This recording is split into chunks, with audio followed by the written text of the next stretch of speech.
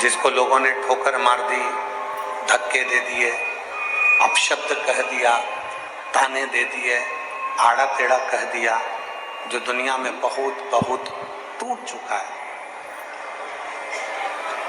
उसे कोई नहीं अपनाएगा। अगर अपनाएगा तो केवल मेरा देव अधिदेव महादेव ही अपनाएगा, मेरा शंकर, मेरा शंकर।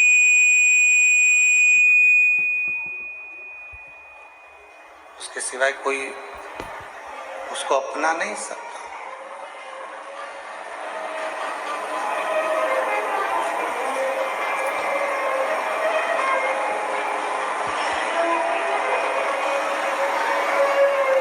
आप सब भगवान श्री श्याम नरेश जी की कथा का स्मरण करते हैं। श्याम बाबा का कीर्तन भी करते हैं, हम भी दर्शन करते हैं, आप भी दर्शन करते हो। पर एक समय ऐसा आ गया था कि बरबरी के पास में लड़ने के लिए जब कुछ नहीं था तो बरबरीक ने भी शंकर की आराधना कर कर 3 बाण भगवान शिव से प्राप्त किया था। और शिवजी ने कह दिया था कि ये 3 बाण, इसलिए दुनिया के लोग कहते 3 बाण धारी। श्याम बाबा के लिए दुनिया कहती ना 3 बाण धारी, हारे का। वो 3 बाण किसने दिए?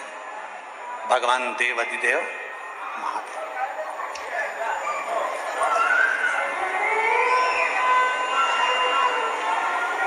शिव ने ये दर्शाया, शिव ने ये बताया कि दुनिया में कोई हार चुका है, थक चुका है, ठोकरें खा चुका है, और वो सारी दुनिया में जब वो हर जगह से हार जाता है, ठोकर खा लेता है, फिर वो जब शिव की शरण में आता है, शंकर की शरण में आता है, तो वो खाली नहीं जाता। शिव उसको स्वीकार कर लेते हैं, शंकर उसको स्वीकार।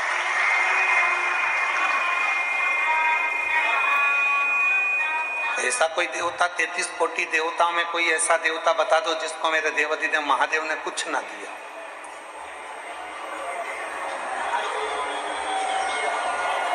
ऐसा कोई देवता बता दो 33 कोटि देवता में जिसको भगवान शंकर ने कुछ प्रदान ना किया। इंद्र को भी उसकी सत्ता वापस मिली है तो शिव की कृपा से मिली।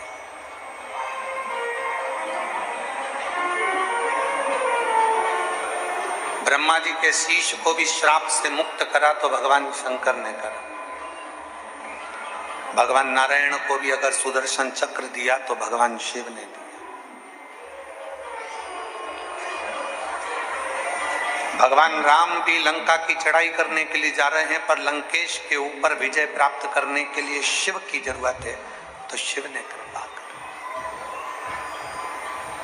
जब भगवान कृष्ण की 16,108 रानियों से संतान की प्राप्ति नहीं हुई, तब गर्गाचार्य बाबा के कहने पर शिव की आराधना करें।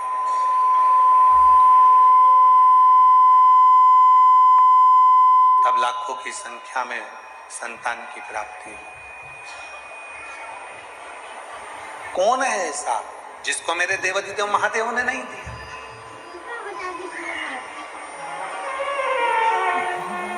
माँ दुर्गा, माँ सती, जगत जननी, कुष्मांडा, बगलामुख, मातंगी, धूमावती, जितनी जितनी देवियां हैं, सारी देवियों को भी अगर कुछ प्रदान किया है तो मेरे शंकर भगवान ने उन शक्तियों को प्रदान किया है, शिव ने।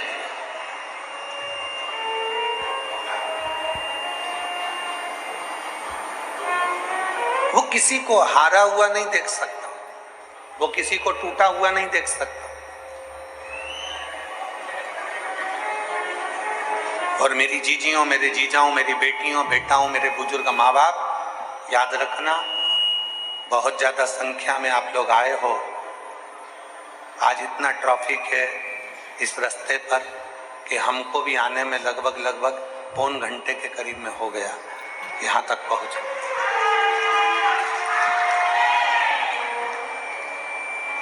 आप लोग सोचते होंगे गुरुजी हमेशा साउंड वाले को चिल्लाते हैं। 4-4 घंटे पहले से इंतजार करते हैं कथा का। एक जैसी धूप में अपने अपने बच्चों को लेकर, बुजुर्गों को लेकर बैठे रहते हैं। और अगर माइक की व्यवस्था या पंडाल की व्यवस्था ठीक ना हो तो अंदर से दिल कचोट जाता है हमारा भी देखकर। साउंड वालों का क्या है, उनको तो पैसा मिलेगा, लेकर चले जाएंगे, महाराज जी चिल्लाएंगे 3 घंटे।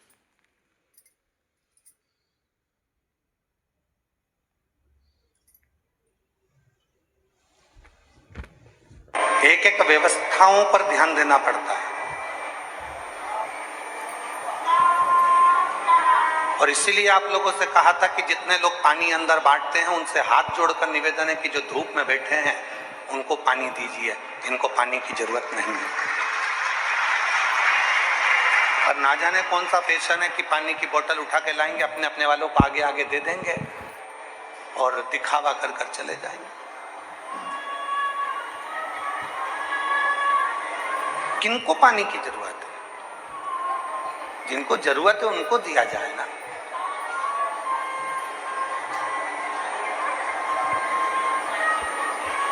शिव जो टूट चुका है, जो हार चुका है, शंकर भगवान उसको स्वीकार करते हैं। दुनिया तुमको ताना दे दे, दुनिया तुमको अपशब्द कह दे, दुनिया तुमको गाली दे दे, दुनिया तुमको आड़ा टेढ़ा कह दे, जब तुम्हारे परिवार वाले भी तुमको ना गिने, जब तुम्हारे परिवार वाले भी तुमको आदर ना करें, सम्मान ना दें, सत्कार ना दें, तब तुम अंदर से मत टूटना। एक लोटा जल उठाना, शिव जी के मंदिर जाना चालू, शंकर की चौखट पर जाना प्रारंभ। आप में से कितनी मेरी जीजियां हैं जो वट सावित्री का व्रत करती हैं? हाथ उठाओ जरा। वट सावित्री का व्रत रखो। सावित्री माता की कथा को जानती हो?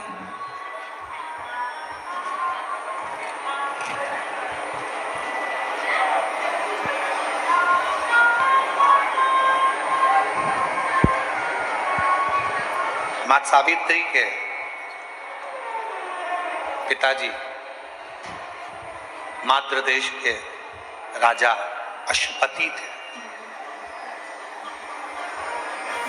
माद्र देश के राजा अश्वपति की बेटी थी मां सावित्री।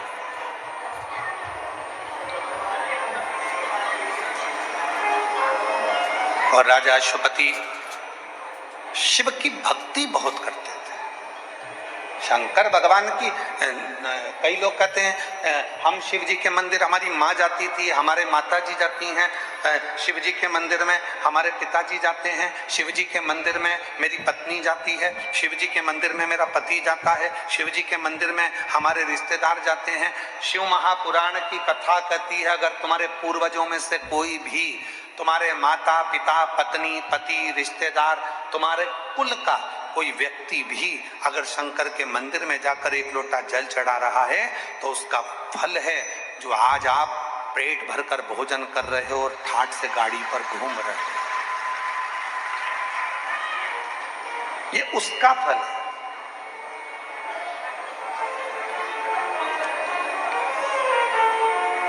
मां सावित्री के पिता अश्वपति जी, महाभारत की यह कथा है। ये जो वट सावित्री का व्रत है ये महाभारत की कथा है। महाभारत के वन पर्व में सावित्री माता का चरित्र आता है। सावित्री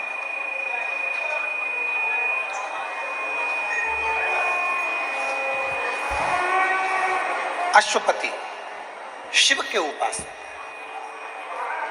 शंकर की आराधना का इन्होंने एक नियम बना रखा। तो हमने पहले भी कथा में कहा, फिर कहते हैं शिव की आराधना का कोई एक नियम अपनी जिंदगी में जरूर बनाओ। कुछ नहीं नियम बनाओ तो एक चावल का दाना रोज शिव जी को चढ़ाऊंगी, फिर वो मंदिर में जाकर चढ़ाऊं, चाहे मेरे घर में जो शिवलिंग है उस पर चढ़ाऊं, चाहे अगर मैं रास्ते में चली गई, प्रवास में चली गई, बाहर चली गई तो वहां गमले की मिट्टी को ऊपर कर कर एक चावल का दाना चढ़ाऊं, पर मैं प्रतिदिन शंकर के शिवलिंग पर एक चावल का दाना जरूर चढ़ाऊंगी। नियम नहीं।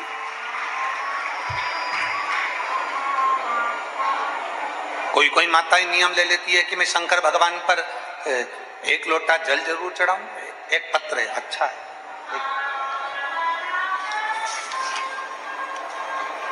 मैं अर्चना चिराग कुमार बालंद, जिला भरूच, गांव जूना तवरा की निवासी हूं। जरा पत्र को देखिएगा, नियम कितना प्रबल होता है उसको समझिए। मैं अर्चना चिराग, कहीं बैठी हूं अर्चना जी? अर्चना चिराग कुमार बालंद, जिला भरूच, गांव जूना तवरा की निवासी हूं। कहीं बैठी हो तो हाथ हिला सकती हैं, और अगर बैठी हो तो आ सकती हैं। मेरा मोबाइल नंबर ये है। एक लोटे जल का क्या गुणगान करूं? मेरा लड़का 6 साल का हो गया लेकिन बोलता नहीं है, ना उसकी श्रवण शक्ति ना वाणी की शक्ति, दोनों ही नहीं। ऐसा कोई डॉक्टर नहीं बचा जिसका हमने इलाज ना करवाया। लाखों रुपए लगा दिए पर मेरा लड़का नहीं बोल पाया।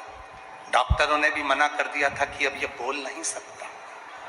तब मेरे भाई और मौसी ने कहा, आस्था चैनल पर पंडित प्रदीप मिश्रा की कथा आती है तो आप उसको सुनो। तो मैंने भी उस कथा को सुनना शुरू किया। आप जो उपाय बताते हैं वह सभी उपाय भी मैं करती। 3 बार पशुपति व्रत किया, 4 बार मैंने एक आसन से बैठकर टीवी के सामने कथा को श्रवण किया। अब रोज मंदिर जाती, बाबा को एक कनेर का फूल चढ़ाना प्रारंभ कर दिया। ऐसा नियम लिया कनेर के फूल का, बाबा को चढ़ाती चढ़ाती चढ़ाती चढ़ाती, और वही फूल मेरे बेटे के हाथ लगवाकर चढ़ाती रहती। फिर मन में आया कि सीहोर जाऊं, वहां पंडाल में बैठकर कथा सुनूं। रुद्राक्ष महोत्सव में पहुंच गई, पंडाल में बैठकर कथा सुनी। वहां की मिट्टी अपने बेटे को उसके गले में लगा देती, उसके गले के चारों तरफ पोत देती। बेटा इशारे में कहता, कुछ समझ नहीं आता। घर आ गई, मुझे नहीं मालूम था कि मेरा बाबा इतनी कृपा करता है। गुरुदेव, फिर वापिस सीहोर से आने के बाद 16/1/2025, आज कौन सी तारीख चल रही है? जम के बोलो। है 16/1/2025 सूरत में जो कथा थी, मैं कथा के पंडाल से मिट्टी को उठाकर लेकर आ गई और शिवजी के मंदिर में नंदी को छुआकर वो मिट्टी मैंने अपने गले के लड़के के गले में लगाई। आज मेरा लड़का बोलना चालू कर दिया, सुनना प्रारंभ कर दिया। मैं बाबा को प्रणाम करने के लिए, अब मेरा लड़का बोलता भी है, सुनता भी है, और पहला शब्द उसके मुख पर आया, श्री शिवाय नमस्तुभ्यम। मेरे लड़के ने पहला शब्द का उच्चारण, जो 6 आप और हमको प्राप्त होती है।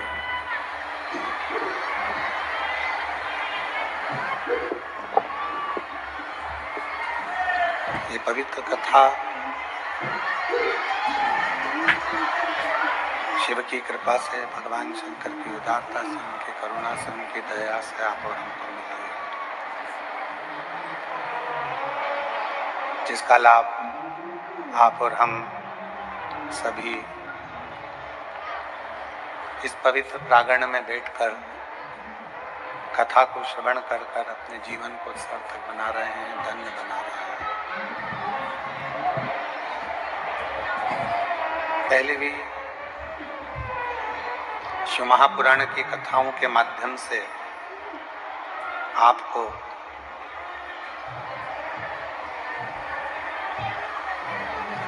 ये स्पष्ट किया गया कि ये शरीर अगर कहीं भगवान शिव की कृपा से प्राप्त हुआ है, भगवान शंकर की करुणा से मिला है,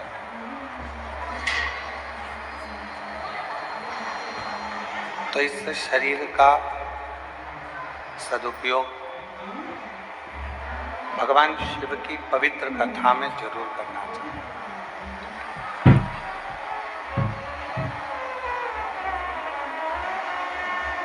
क्योंकि बड़ी मुश्किल से तो मानव का देह मिलता है, मानव का शरीर मिलता है, और यदि इस शरीर को हमने यूं ही व्यर्थ गवा दिया तो इसकी कोई फिर मूलता नहीं होती।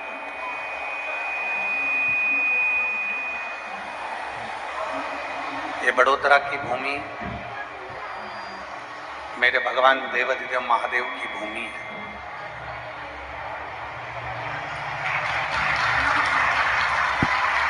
ये बड़ोदरा की धरा